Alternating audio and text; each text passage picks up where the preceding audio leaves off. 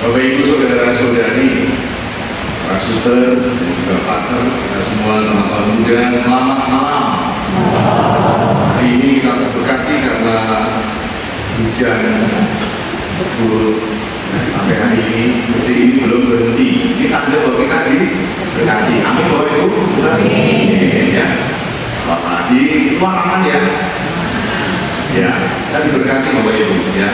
Bahwa hari ini Tuhan memberikan berkat luar biasa, kita memasuki sebuah misteri yang sungguh mendalam karena Tuhan melalui Kamis Putih ini memberikan bekal yang luar biasa, menandakan atau memberikan warisan hidup atau sumber hidup dan puncak hidup kita menjadi manis. Saudara terkasih, dalam Kamis Putih itu selalu khas. Kita semua tahu liturgi yang paling khas membedakan dengan liturgi yang lain, bahwa dalam Kamis Putih itu ada pembasuhan kaki para murid. Nah, kita melihat Bapak Ibu sekalian, ya, ada 12 rasul di sana yang sudah siap. Itu dari kemarin sudah mempersiapkan kakinya. Ya. Tidak tahu pedicure atau apa yang kira-kira, ya kan? Tapi tentu ya, kalau sudah mempersiapkan, dan inilah yang menarik sekali bahwa di dalam Kamis Putih ada yang namanya pembasuhan. Menarik sekali, pertanyaan adalah kenapa yang dibasuh harus kaki? Tidak kemudian kepala, wajah, kaki, atau badan, atau bagian yang lain. Tidak, tapi justru di dalam Injil tadi ditegaskan sangat jelas sekali bagi yang sudah mandi, ya karena dia itu cukup dibasuhnya hanya kaki. Nah, saudara sudah mandi ya, Bapak ya, dan mandi cukup, ya kan, dan mandi. Dan hari ini mungkin juga motor pakai ya, tambahan diberi air berkat dari hujan. Inilah Bapak Ibu menarik sekali bahwa kita bisa melihat bagaimana makna terdalam dari kaki. Memang kalau kita bisa melihat dalam konteks tradisi Yahudi pada waktu itu, memang bagaimana pembasuhan kaki itu penting sekali. Dan itu biasanya kalau orang bertamu di rumah-rumah, itu kemudian sebelum masuk ke rumah, itu kakinya dibasuh sebelum masuk supaya bersih. Karena kalau kita tahu ya, dalam tradisi Yahudi pada waktu itu kan sepatu belum ada, ya kakinya atau sepatunya masih ya pakai sepatu yang model dengan diikat begitu terbuka, maka kotor sekali. Maka ketika orang masuk ke rumah atau bertamu di rumah orang, maka kemudian kakinya dibasuh sebagai bentuk penghormatan supaya kakinya bersih. Dan yang membasuh siapa? Yang membasuh adalah seorang hamba. Maka orang yang membasuh itu punya derajat yang sangat rendah. Seorang hamba yang membasuh kaki para tamu yang hadir atau bertamu di sebuah rumah. Inilah yang kemudian menjadikan luar biasa.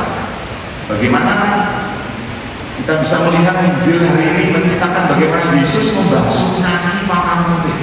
Ini kan menarik sekali. Bayangkan bahwa dia zaman dulu kan kakinya belum punya sepatu, bayangkan. Ya. Tolong dibayangkan dulu. Ya kan? Tapi kan dulu belum ada sepatu, dulu di padang gurun, batu-batuan, ya. Kakinya pasti, ya, kakinya itu tidak lurus kakinya ya. Terus bawahnya itu apa? Pecah-pecah. Dan dalam bahasa Sunda apa? Rombayan. Kayak pecah-pecah gitu ya. Seperti kaki saya dan ini agak halus lumayan. Karena udah pakai sepatu.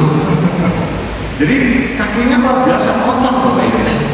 Tetapi luar biasa Yesus, kalau kita lihat Yesus melepas ya pakai kain lenan, kemudian dia dengan membasuh kaki berarti dia merendahkan diri ya. Dengan posisinya dia merendahkan diri, kaki para murid dibasuh satu persatu. Saya yakin kaki para seorang hari ini tidak, wah ya tidak, mungkin kasih lotion ya kan, semprot minyaknya nyolong atau minyak apa ya, ya. Inilah Bapak Ibu bagaimana kaki itu disungguh dibasuh, karena kaki itu menjadi sesuatu yang penting. walaupun dia letaknya di bawah, yang seringkali menjadi simbol kekotoran, menjadi simbol bau. Ya, Bapak Ibu mudah-mudahan pakai sepatu ya kan, pakai kaos kaki aja bolong ya kan, dibuka baunya sedang pingsan ya kan. Simbol kotor bau, tapi disitulah Yesus ingin membersihkan, ingin membasuh kaki itu. Kaki yang kemudian ada di bawah, yang seringkali dianggap kotor, tapi yang mau diangkat, mau dibersihkan karena mempunyai fungsi yang penting sekali. Maka kalau kita lihat dalam peradaban modern, kaki itu penting sekali menjadi simbol yang luar biasa, karena di dalam peradaban tanpa kaki orang tidak bisa melakukan mobilisasi atau pergi kemana-mana. Kaki itu menjadi ya pelaksana kehendak kita. Kita ingin pergi kemana, saudara kita ingin pergi bekerja, melaksanakan atau mengeluarkan ide-ide kita, bisnis atau website, pasti yang digerakkan adalah kaki. Tanpa kaki kita tidak bisa melakukan banyak hal. Dalam dunia modern kita bisa melihat dalam dunia sepak bola, kaki itu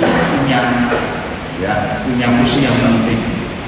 Misalnya tokoh-tokoh atau para atlet bola, ya, Messi, siapa lagi, Neymar, ya, Ronaldo, itu hidupnya dengan kaki, ya. Dan kakinya sampai diasuransikan, ya, sampai miliaran kakinya. Mungkin bahwa itu ada kakinya diasuransikan, ya. Diasuransikan karena itulah hidup mereka. Kaki menjadi suatu penting. Bapak Ibu kasih, malam hari ini kita melihat bagaimana Tuhan membersihkan kaki, membasuh kaki para murid. Dan inilah yang kemudian menjadikan rahmat anugerah bagi para murid.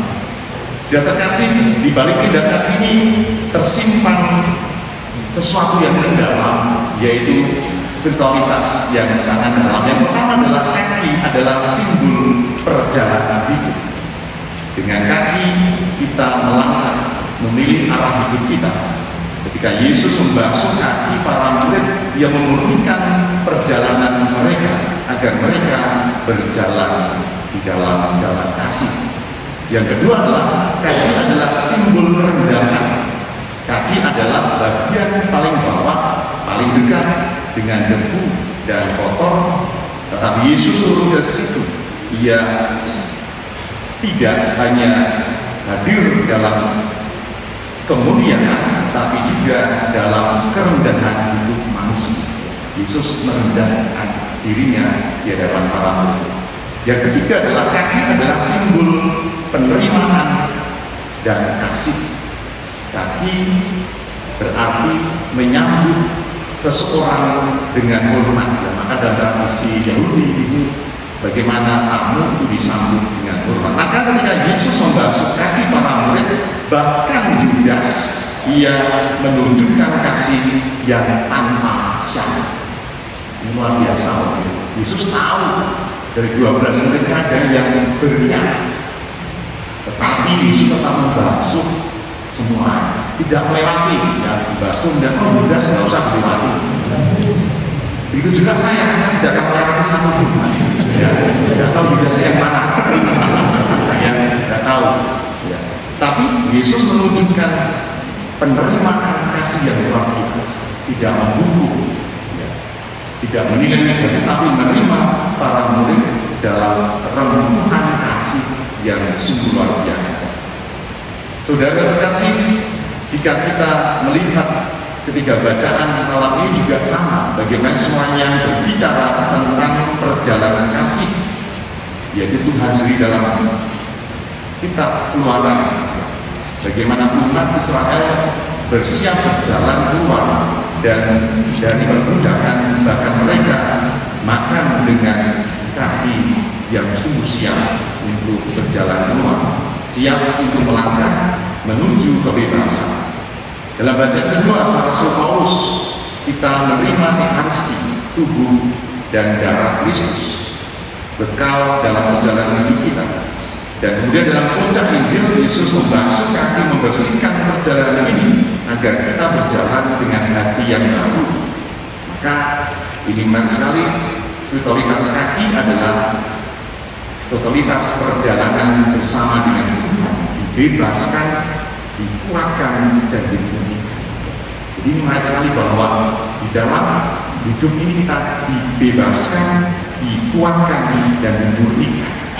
Dengan pembasuhan kaki, Yesus memberikan hidupnya, dan itu benar berpuncak di dalam Ekaristi. Yesus memberikan tubuh dan darahnya, membagi-bagikan hidupnya untuk kita semua.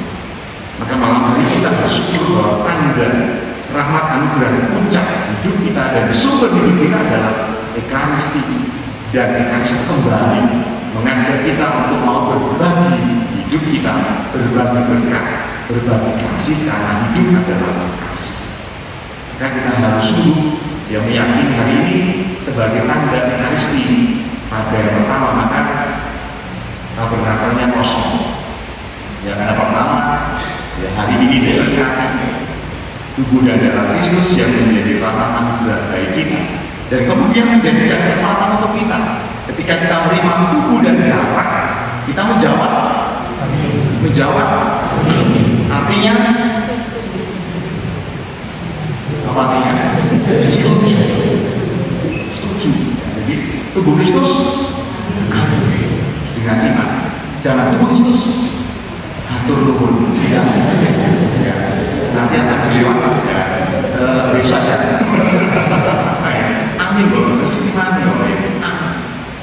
Tapi juga nggak perlu tubuh Kristus. Amin. Ya kan, bahasa semua ya kan. Amin. Dengan iman itulah tubuh Kristus yang kemudian dibagikan untuk hidup kita. Dan ketika kita menerima tubuh Kristus, ya, Yesus ada di dalam hidup kita, bersatu dalam roh, jiwa, tubuh kita sepenuhnya, maka hendaknya mendorong kita untuk kemudian berbagi kasih pada saudara. Maka dalam video tadi bagus sekali, inilah teladanku supaya kamu saling mengasihi. Dan nanti kalau pulang dari Ekaristi, ya, pulang dari misa sampai rumah, bagus loh itu ya. Bapak suami membasuh kaki ibu membasuh kaki sama anak-anak dimandiin, ya kan? Dan hujan kan ya. Ini bagus sekali ya, kalau bapak ibu punya tradisi yang membasuh kaki, ya kan? Malah lanjut pijat kaki, pijat kakinya. Ini bentuk yang luar biasa. Tidak hanya simbol fisik basuh kaki, tapi adalah tanda kasih kita di hadapan Tuhan. Bagaimana sungguh dalam keluarga kita, dalam komunitas kita saling mengasihi. Bukan kemudian kita ingin saat ini dihormati, bagaimana kita ingin dilayani, ya, atau hanya cukup dikasih, tapi bagaimana kita mengasihi, bagaimana kita melayani satu dengan yang lain dalam hidup kita di keluarga, di lingkungan.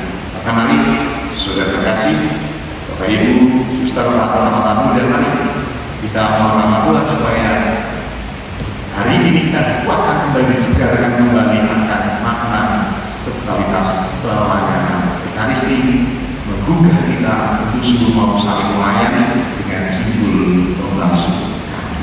Dan membasuh kaki ini adalah sebagai simbol kerendahan hati kita untuk saling melayani, memberikan semuanya untuk kita semua. Mari kita hari ini kita sabar sabda Tuhan, sehingga sungguh Ekaristi menjadi kekuatan untuk kita dan menjadi gerak untuk kita untuk saling mengasihi, melayani dan berbuka.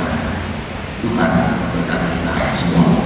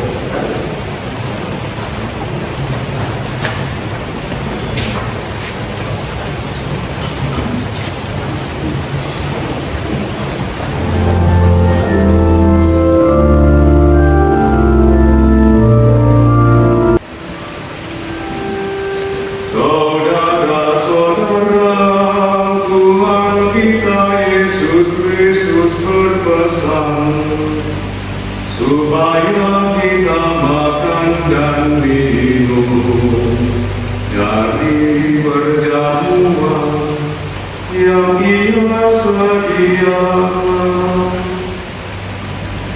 Inilah tubuhnya, inilah darahnya, inilah anak domba Allah, penyelamat kita.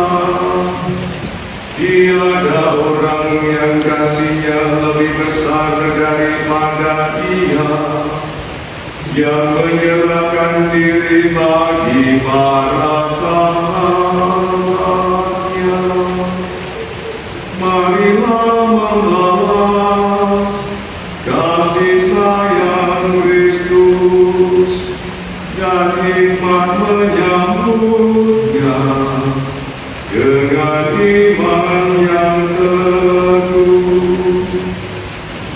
Berbahagialah kita yang diundang ke perjamuannya.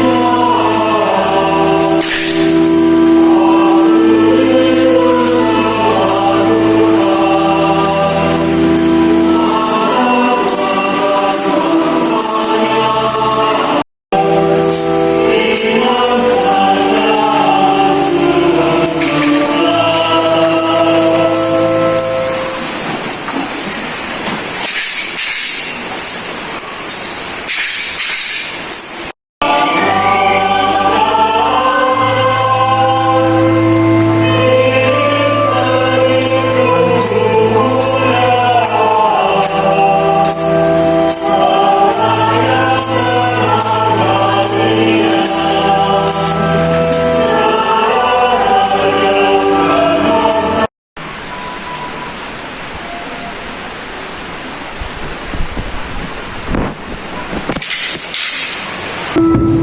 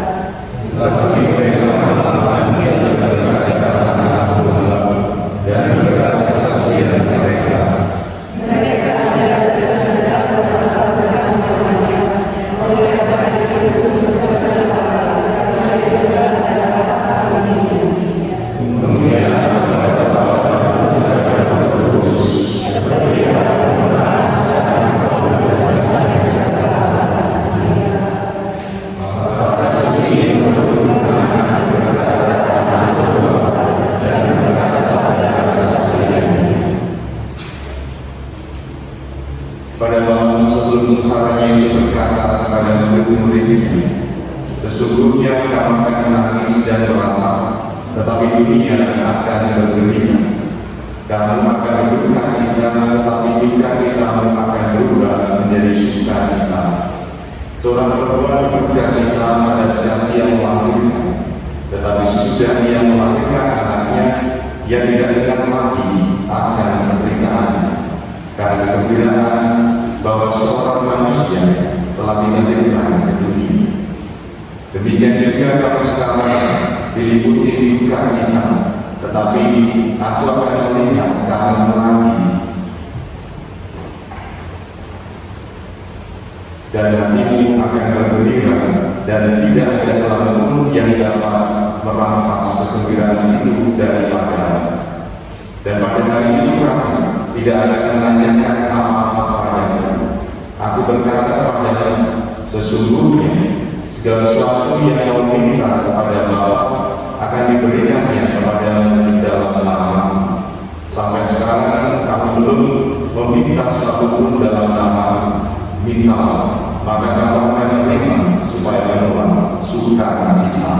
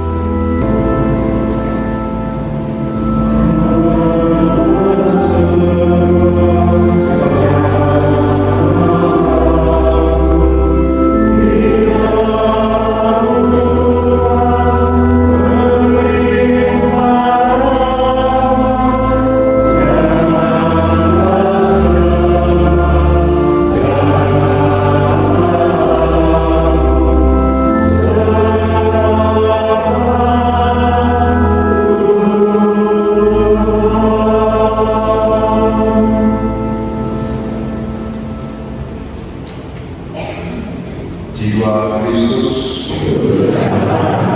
tubuh Kristus, darah Kristus, air lambung Kristus, sengsara Kristus, Yesus yang murah hati, dalam luka-luka-Mu, dengan kami dipisahkan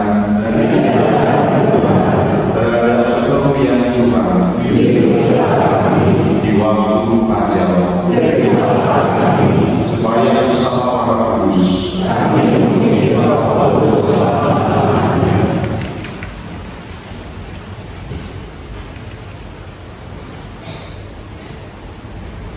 tinggallah kami ya Tuhan bila Kau masuk ke dalam kerajaan-Mu, dan ajarlah kami berdoa. Bapa kami yang ada di surga, dimuliakanlah nama-Mu, datanglah kerajaan-Mu, jadilah kehendakmu di atas bumi seperti dalam surga. Berilah kami rezeki pada hari ini, dan ampunilah kesalahan kami, seperti kami pun mengampuni yang bersalah kepada kami, dan janganlah masukkan kami ke dalam pencobaan, tetapi bebaskanlah kami dari yang jahat. Marilah kita berdoa. Tuhan Yesus Kristus, sebagaimana Bapa telah mengasihi, Engkau juga mengasihi kami umat-Mu. Perkenankanlah kami agar berlayan untuk tinggal di dalam kasih dan berbagi kasih dengan sesama kami, sebab Engkau Tuhan dan